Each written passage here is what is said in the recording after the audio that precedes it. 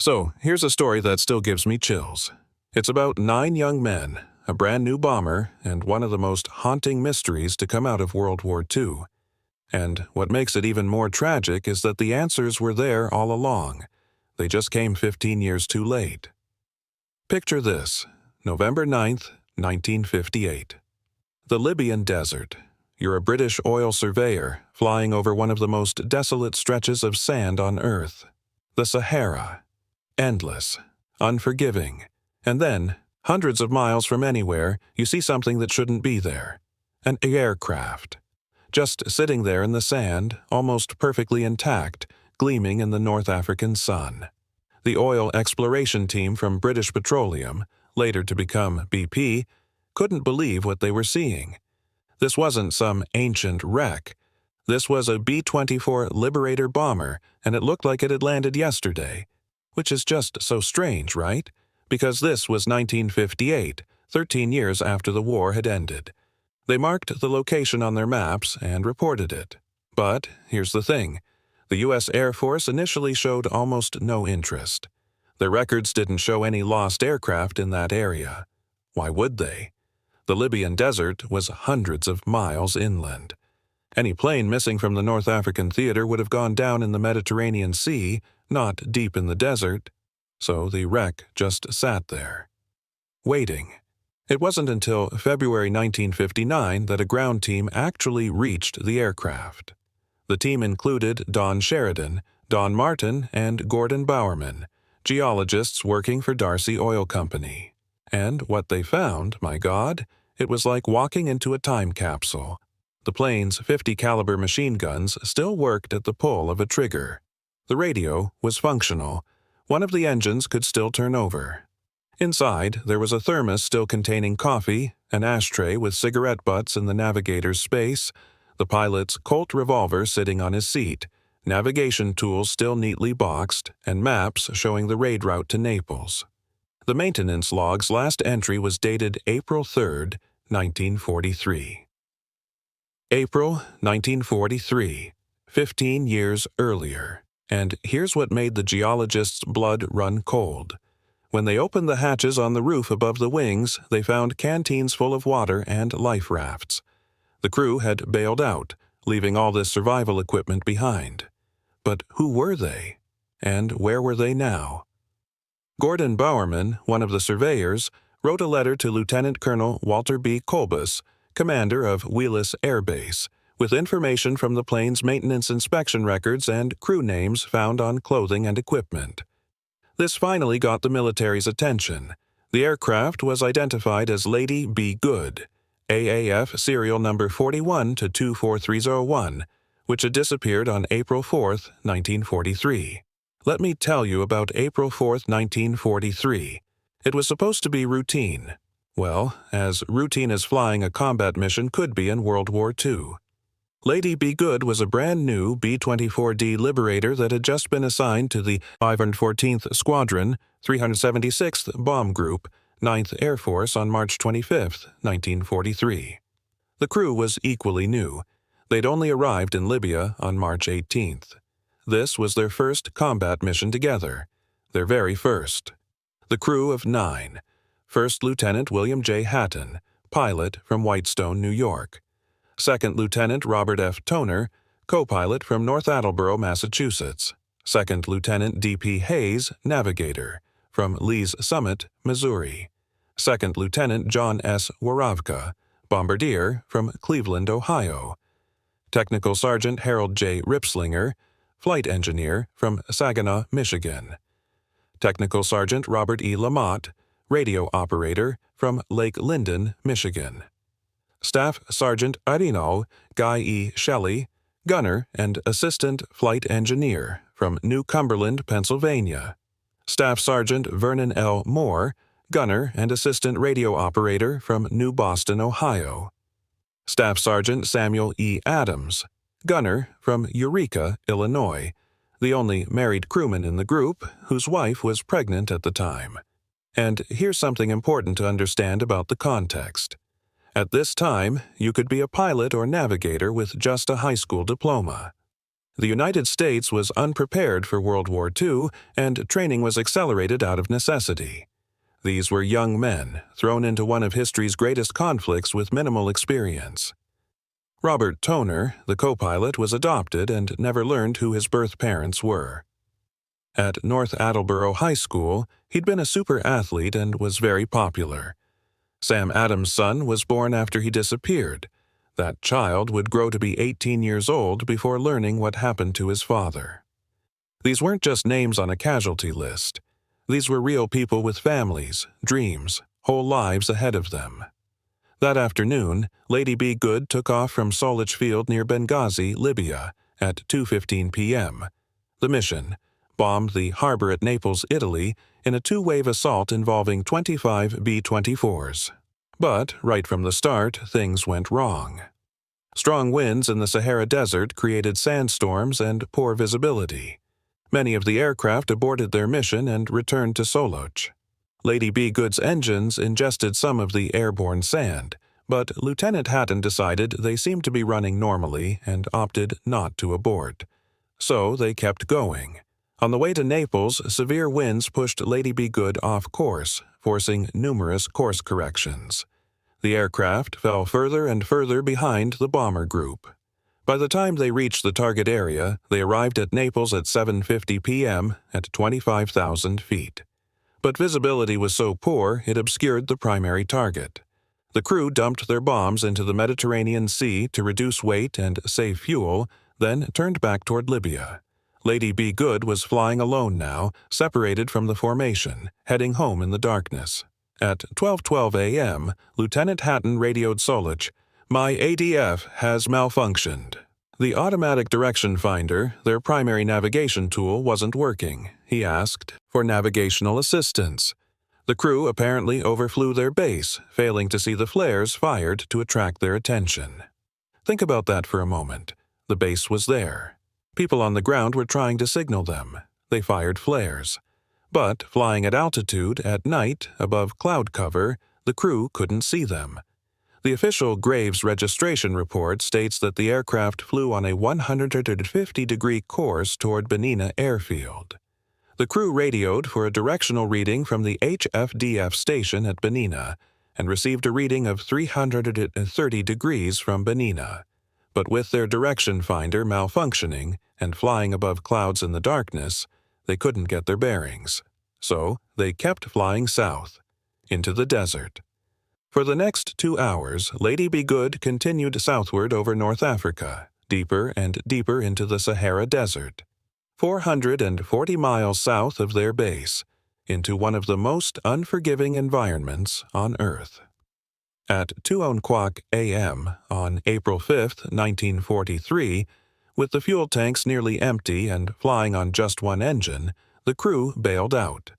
The crew members weren't aware they'd been flying over land when they jumped. It's been speculated that the dark and empty desert floor may have resembled open sea in the darkness. They likely thought they were parachuting into the Mediterranean, that rescue would come in hours, maybe minutes. Instead, they landed in sand. After the crew jumped, Lady Be Good, apparently still on autopilot, continued flying for another 16 miles before the engines ran out of fuel and she crash-landed in the Kalanshio Sand Sea. The crash broke the fuselage just behind the main wings, and the plane skidded almost 700 yards. But it was a relatively controlled landing. The plane stayed largely intact, which would turn out to be one of the cruelest ironies of this entire story. What happened next, we know, because of something extraordinary that was found 16 years later. A diary kept by Lieutenant Robert Toner, small, pocket-sized, written in pencil. His entries were short, matter-of-fact, heartbreaking in their brevity. The first entry read, Sunday, April 4, 1943. Naples, 28 places, things pretty well mixed up, got lost returning, out of gas, jumped, landed in desert at 2:00 in morning, no one badly hurt, can't find John, all others present. 8 men had found each other in the darkness. They'd called out, located one another by voice. But John, Lieutenant John Waravka, the bombardier, was missing. Years later, when Warovka's body was finally found in August 1960, it was determined that his parachute had malfunctioned. He was wearing his chute and an inflated Mae West life jacket, but the parachute shrouds were tangled. He'd died on impact. So now there were 8, and they started walking. Technical Sergeant Harold Ripslinger also kept a diary and a small pocket-sized date book. Both diaries tell the same story. The crew, believing they were close to the coast, started walking northwest, back the way they'd come. They would trek 85 miles north through the desert over the next 8 days. 85 miles. Through the Sahara. In April. The desert was scorching hot during the day, approximately 135 degrees Fahrenheit, but very cold and windy at night. As they walked, they left behind footwear, parachute scraps, Mae West vests, and other items as markers to show searchers their path. They created arrows from their boots, from parachutes weighed down with rocks. They were leaving a trail, for rescuers who would never come. Let me read you more of Toner's diary entries. These are difficult to read, but important. Monday, April 5. Start walking NW. Still no John. A few rations, 1/2 canteen of water, 1 cap full per day. Sun fairly warm. Good breeze from NW, night very cold. No sleep. Rested and walked. 1 cap full of water per day. In 135-degree heat. Tuesday, April 6. Rested at 11:30. Sun very warm.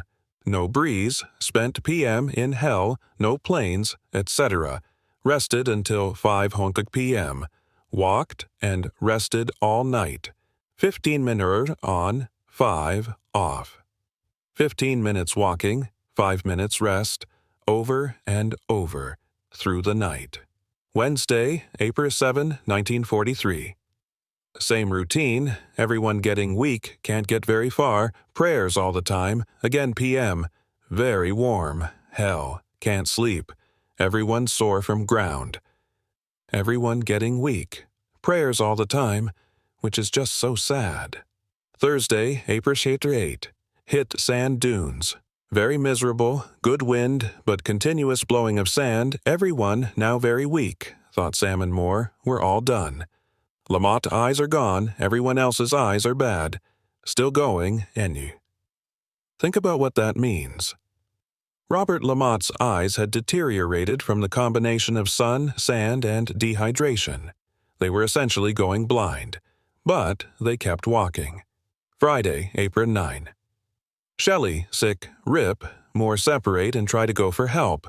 Rest of us all very weak, eyes bad, not any travel, all want to die. Still very little water. Nights are about 35. Good in wind, no shelter, 1 parachute left. On April 9th, the group made a terrible decision. Terrible because it was their only choice. 3 of the strongest men, Sergeants Guy Shelley, Harold Ripslinger, and Vernon Moore, continued on in search of help. The other 5, Lieutenants Hatton, Toner, and Hayes, along with Sergeants Adams and Lamont, were too exhausted to continue. All want to die. But listen to what happened next. Saturday, April 10, 1943. Still having prayer meetings for help. No sign of anything, a couple of birds, good wind for men. Really weak now, can't walk, pains all over, still all want to die. Prayer meetings. Even at the end, even when they knew they were dying, they were holding prayer meetings. The faith, the humanity in that, it's heartbreaking. Sunday, April 11. Still waiting for help, still praying. Eyes bad, lost all our WGT, aching all over, could make it if we had water, just enough left to put our tongues to, have hope for help very soon, no rest, still same, place. Could make it if we had water. And here's the thing, and this is what makes this story almost unbearably tragic. If they had walked in the opposite direction, back toward the crash site, they would have found Lady B good, which had made a belly landing on the soft sand. There, they would have found water, food, and most importantly, a working radio transmitter that could have saved them. The plane was there, intact, with everything they needed to survive. But they didn't know. They thought they were close to the coast. They were walking toward what they thought was salvation, when salvation was 16 miles behind them. Monday, April 12. No help yet. Very cold night. That was Toner's last entry. When Lady Be Good failed to return to Solich Air Base on April 4, 1943, a search and rescue mission was launched, but the search focused on the Mediterranean Sea and the coastal areas. Why wouldn't it? That's where missing planes went down. The assumption that Lady Be Good had crashed at sea caused search teams to look in the exact opposite direction of the actual crash site. At the end of the search, Lady Be Good and her crew were officially listed as missing in action, presumed lost over the Mediterranean. For the families, there were only a few corresponding letters from the U.S. Army Air Corps informing them of their MIA status. Mrs. Gertrude Emerson of North Attleboro, Massachusetts, Robert Toner's adoptive mother, waited for word. For years. Samuel Adams's son grew up never knowing his father, born after Adams disappeared into the desert. The war ended. Life went on.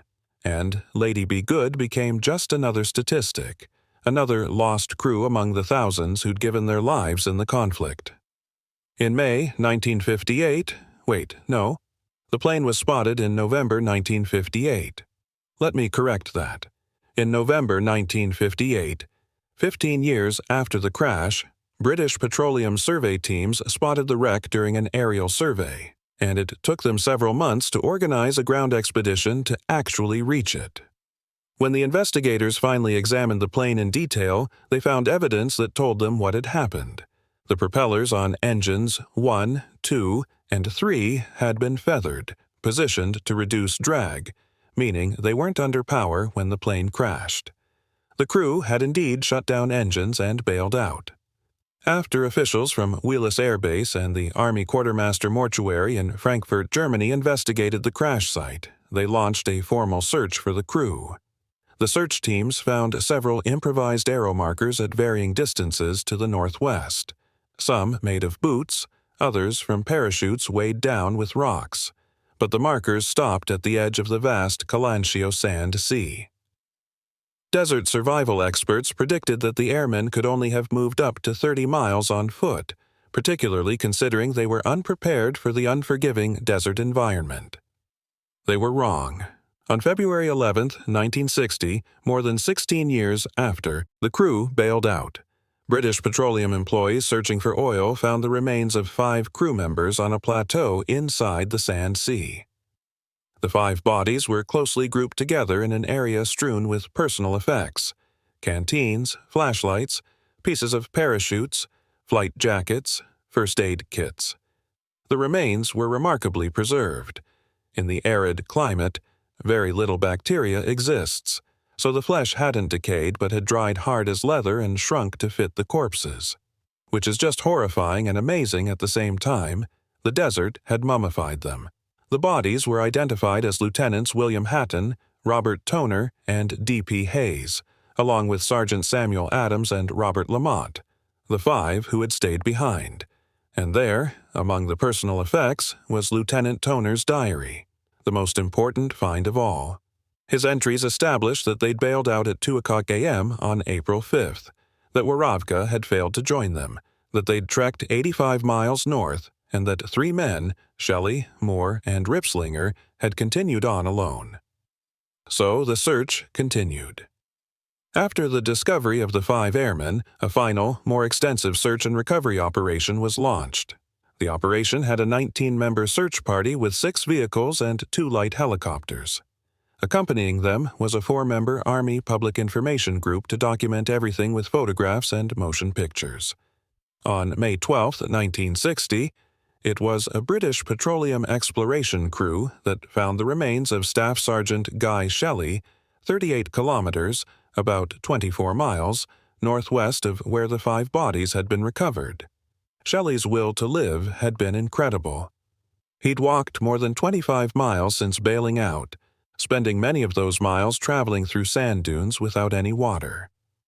Shortly after, a U.S. Army helicopter found the body of Technical Sergeant Harold Ripslinger, and then, in August 1960, another geological team found the remains of Lieutenant John Waravka, the 9th crew member.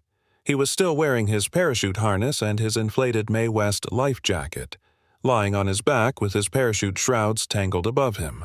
But one crew member, Staff Sergeant Vernon L. Moore, was never found. At the end of the massive search operation, teams had covered an area of approximately 6,300 square miles. Vernon Moore is still out there somewhere, buried beneath the shifting sands of the Sahara. His body, like Lady Be Good herself, swallowed by the desert. Somewhere out there, Moore's remains are still in the desert. His family never got to bury him, never got that closure.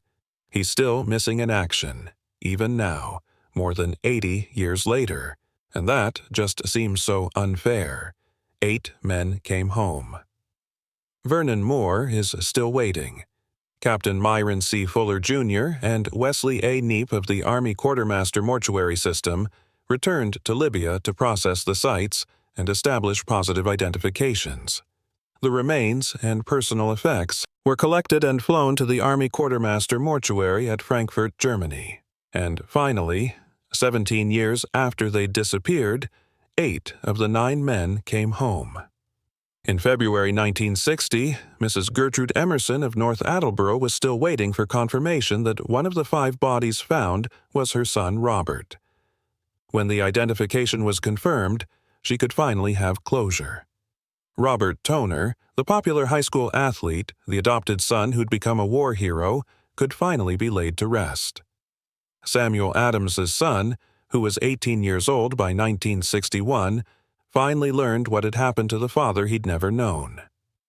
In Lake Linden, Michigan, the small town in the Upper Peninsula where Robert Lamott was from, a monument was erected featuring one of Lady Be Good's propellers with the blade tips bent from the crash. It stands there today, a memorial to a hometown hero who died in the desert trying to walk home. Looking back, we can piece together the chain of failures that led to this tragedy. The mission launched into a sandstorm. Strong winds pushed Lady Be Good off course, separating her from the formation. The automatic direction finder malfunctioned. Flying above cloud cover at night, with no working direction finder, the crew overflew their base and never saw the flares fired to signal them. The crew had minimal training. Pilots and navigators with just high school diplomas rushed through because the United States was unprepared for the scale of World War II.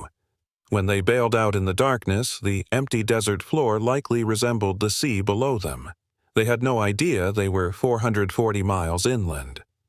And then the cruelest twist. They walked away from their only chance of survival, the plane itself, which had landed mostly intact with water, food, and a working radio 16 miles behind them. Every single thing that could go wrong did. When investigators reached Lady Be Good in 1959, they found the aircraft in an astonishing state of preservation. The .50 caliber machine guns operated at the pull of a trigger. The radio was functional. One engine could still turn over. The desert, which had killed the crew, had perfectly preserved their aircraft. Various items from Lady Be Good went to the Air Force Museum, the Air Force Academy, and the Army Quartermaster Museum. An altimeter and manifold pressure gauge were salvaged in 1963 and are now on display at the March Field Air Museum near Riverside, California. In April 1968, a Royal Air Force Desert Rescue Team visited the crash site and recovered 21 items, including an engine, for evaluation by McDonnell Douglas Corporation. And here's something weird. After some parts were salvaged from Lady Be Good and technically evaluated, they were reused in other planes. But some planes that received these spares developed unexpected problems. A C-54 that had several AutoSyn transmitters from Lady Be Good installed had to throw cargo overboard to land safely because of propeller difficulties. Some people whispered about a curse, which is nonsense, obviously, but it shows you how deeply this story affected people. The idea that Lady Be Good's ghost somehow lingered in her parts, bringing misfortune to other aircraft. Life magazine published a major article on Lady Be Good in their March 7, 1960 issue. 17-year mystery of the Lady Be Good desert gives up its secret. The story inspired the 1960 Twilight Zone episode King 9 Will Not Return, written by Rod Serling, about a bomber crew member finding himself alone with his plane's wreckage in the desert. The marker on the grave in the episode is dated April 5, 1943, the day Lady Be Good was lost. In 2000, the History Channel premiered Ghost Plane of the Desert, Lady Be Good. The story resonated because it encapsulates something universal about war and fate. These 9 men did everything right. They were brave, they were resourceful, they walked 85 miles through hell, and it still wasn't enough. Let me bring this back to what really matters: the people. Robert Toner, the adopted kid from North Attleboro who'd been a star athlete in high school. His diary gave us the only first-hand account of those final 8 days. Without his penciled entries, we'd never know what they endured. Robert Lamott from Lake Linden, Michigan. His community still honors him today. Students at Michigan Technological University's Arnold Air Society named their squadron after him, and they wash his memorial propeller every year. Samuel Adams from Eureka, Illinois, the only married man in the crew, whose wife was pregnant when he disappeared. His son grew up without ever meeting his father, learning the truth only when he was 18. William Hatton, D.P. Hayes, John Waravka, Guy Shelley, Harold Ripslinger, Vernon Moore, still out there somewhere beneath the sand. These weren't statistics. They were sons, husbands, friends. They had inside jokes. They had favorite songs. They had plans for after the war. Today, the U.S. Army Quartermaster Museum at Fort Gregg Adams, Virginia maintains a collection of personal items recovered from the crew: watches, silk survival maps, flight clothing. If you visit, you can see these artifacts. You can stand there and look at a watch that stopped in the Libyan desert in April 1943. Photographs exist from the recovery operations. There's one showing a shoulder harness from the aircraft wreckage with the pilot's name still visible. Another shows a case containing an undamaged pair of sunglasses, U.S. Air Force issue from WWII, with the name 2nd Lieutenant D.P. Hayes still legible on the case. There's a photograph showing U.S. military-issue shoes found near the 5 bodies. The shoes were among many items of U.S. military equipment and personal effects that had sat undisturbed for 17 years. These artifacts are all that's left. These and the bones that came home, and the bones that didn't, and the memories of families who loved these men. The last pieces of Lady Be Good herself were removed from the crash site in 1994, more than 50 years after she went down. The desert has reclaimed that spot now. You could walk over it and never know that the most haunting aviation mystery of World War II played out right there. What if their direction finder hadn't malfunctioned? What if they'd seen the flares from the base? What if they'd understood they were over land and landed the plane instead of bailing out? What if they'd walked south instead of north, back to the crashed aircraft? What if the search and rescue teams had looked inland instead of focusing on the sea? Any one of these things, and all 9 men might have made it home. And there's this. If they had reached the crash site, they would have found everything they needed: water, food, a working radio. They could have called for help. Rescue planes would have spotted the aircraft. The whole crew would have been home in days. Instead, they walked away from survival and toward death, never knowing how close salvation was. So, what do we take from this? What does the story of Lady Be Good teach us? One thing it reveals is how unprepared America was at the start of World War II. Young men became pilots and navigators with minimal training, just high school diplomas, thrown into combat because the need was so urgent. Today's requirements are much stricter. You need at least a college degree, extensive flight training, advanced navigation systems. The lessons from tragedies like Lady Be Good helped change those standards. It also shows the importance of redundancy in navigation systems. One malfunctioning piece of equipment shouldn't be a death sentence. Modern aircraft have multiple backup systems, GPS technology, terrain following radar. The kind of navigational confusion that doomed Lady Be Good's crew would be nearly impossible today. But there's something deeper here, something about human resilience and the cruel mathematics of survival. These men walked 85 miles through the Sahara Desert with minimal water, in temperatures reaching 135 degrees. Experts said they couldn't have gone more than 30 miles. They proved the experts wrong by sheer force of will. They held prayer meetings even as they were dying. They left markers for rescuers. They tried to save each other by sending the three strongest ahead. They never gave up hope, and it still wasn't enough. That's the hard truth of this story. Sometimes courage isn't enough. Sometimes doing everything right still leads to tragedy. And that's what makes this so haunting.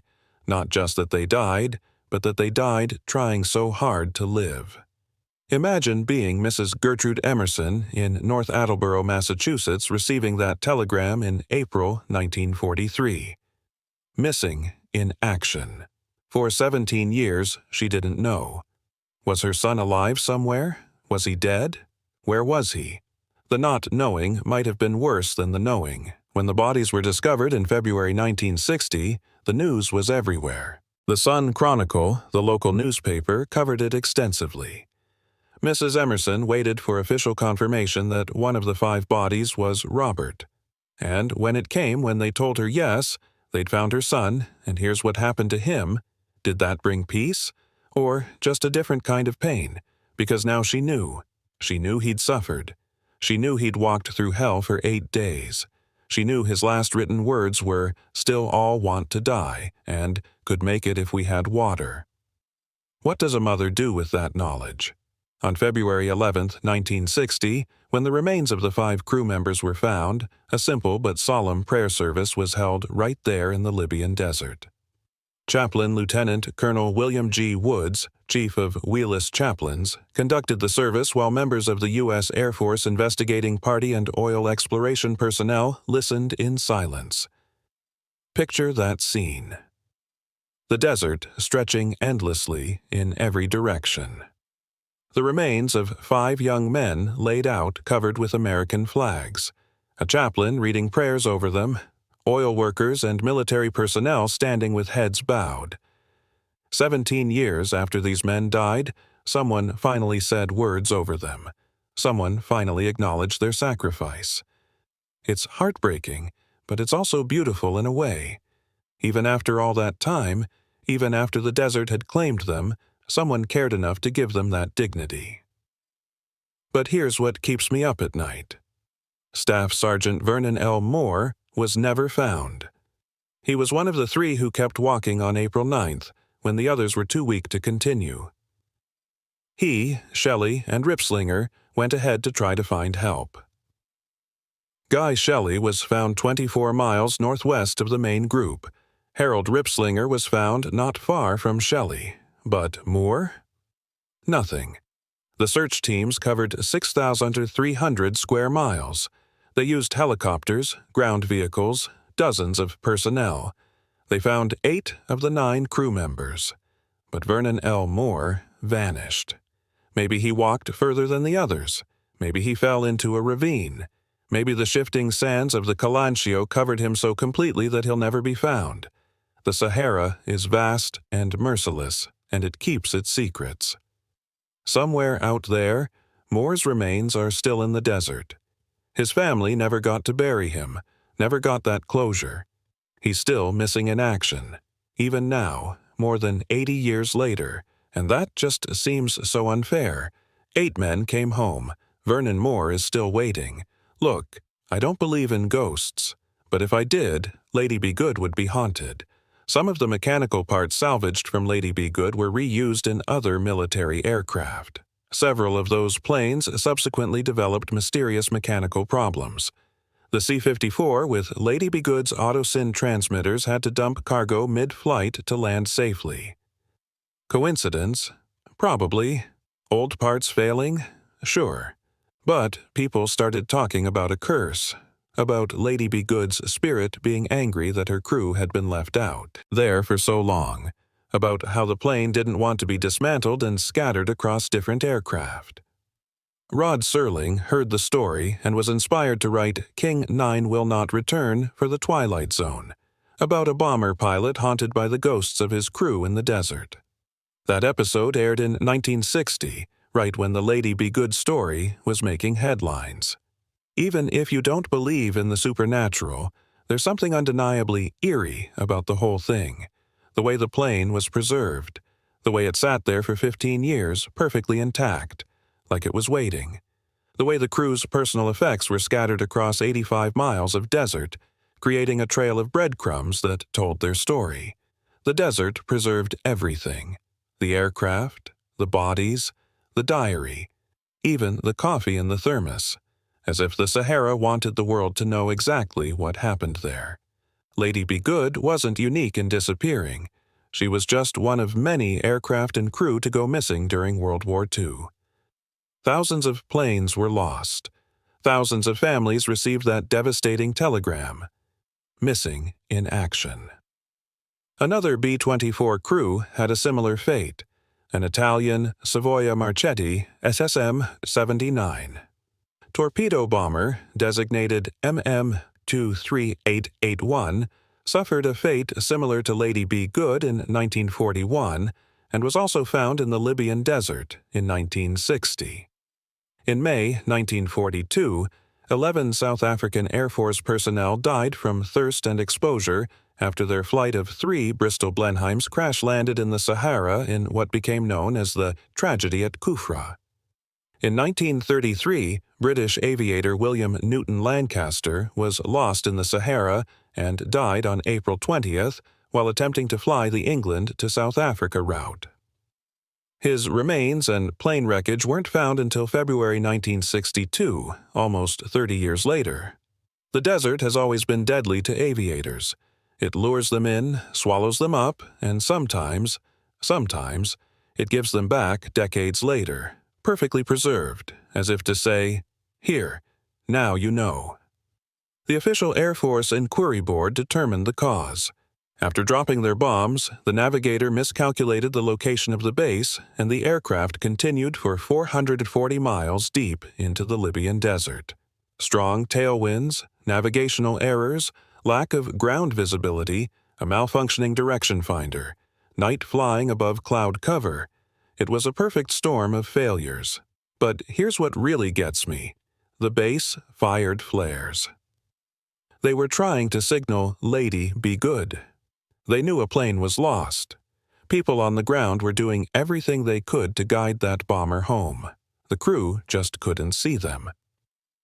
Imagine being at Solich that night.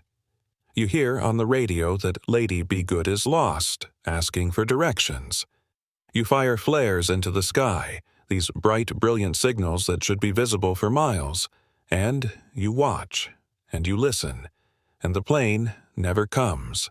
And you know that somewhere out there in the darkness, 9 men are about to die, and there's absolutely nothing you can do about it. What I keep coming back to is the humanity in all of this. The small details that make these men real. The cigarette butts in the ashtray at the navigator's station. Someone was having a smoke, trying to navigate, probably stressed about being lost. The pilot's Colt revolver left on his seat. Lieutenant Hatton probably set it down before bailing out, planning to grab it on his way out, but in the chaos and darkness he forgot it. The navigation tools still neatly boxed. Someone, probably Lieutenant Hayes, had been organized even in crisis, putting his tools away properly. The diary entries mentioning birds. "A couple of birds," Toner wrote. In that vast emptiness, the sight of birds must have seemed like a miracle. A sign of life, maybe even hope. The prayer meetings. Even when they knew they were dying, they prayed together. That says something profound about who these men were. And Toner's diary itself, the fact that he kept writing, kept documenting, even as he grew weaker. Was he hoping someone would find it? Was it a way to process what was happening? Or was it simply habit, something to do, a way to maintain normalcy in the face of the impossible? We'll never know, but those penciled words on yellowed pages are his voice, reaching across 17 years and then across decades more to us today, saying, "This is what happened to us. This is how we died. Remember us." The U.S. Army Quartermaster Museum at Fort Gregg Adams, Virginia, has a collection of the crew's personal items on display. Watches that stopped in the desert, silk survival maps that didn't help them, flight clothing stained with sand and sweat. If you ever get a chance to visit, do it. Stand there and look at those items. Touch the display case. Think about the men who carried those watches, who wore that clothing, who tried to read those maps by moonlight.